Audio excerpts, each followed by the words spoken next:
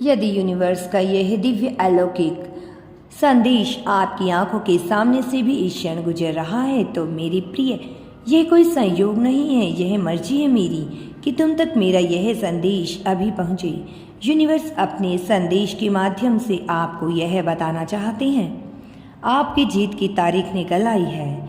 मेरी प्रिय, भाग्यशाली हो तुम, तुम्हारा चुनाव किया गया है। इस बार तुम्हारी किस्मत बदलने जा रही है। बहुत सारी खुशियाँ तुम्हें एक साथ प्राप्त होंगी।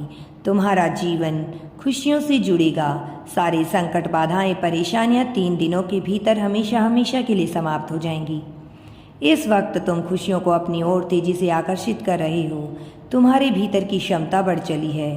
दिव्य लोक के द्वार खुल रहे हैं तुम्हारे लिए। तुमने जो सोचा नहीं था, अब वह सपना भी पूरा होने वाला है। बहुत कुछ सहन किया है तुमने। इतिहास तुम्हारा बहुत दुखी रहा है।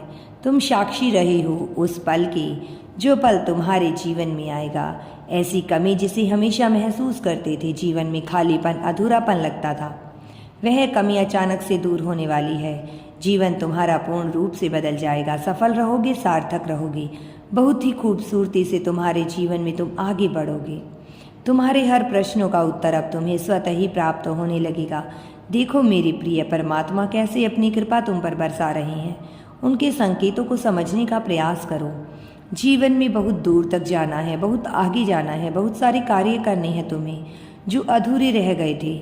बहुत सफल रहोगे तुम, बहुत कुछ प्राप्त करोगे, सकारात्मक रहोगे, आगे बढ़ो। अब अपने जीवन में जुड़ी हर समस्या से तुम निश्चिंत हो जाओ। सब समस्याएं तुम्हारी समाप्त करने का निर्णय मेरा होगा। तुम्हारा जीवन खुशियों से भर जाएगा। देखते ही देखते जीवन अद्भुत रूप से बदल जाएगा तुम्हारा। मेरे बच्चे, जीवन में विपत्तियां देखी तुमने, कठिन परिश्रम किया तुमने, बहुत सारी चुनौतियां देखी और फिर संघर्ष का एक दौर देखा।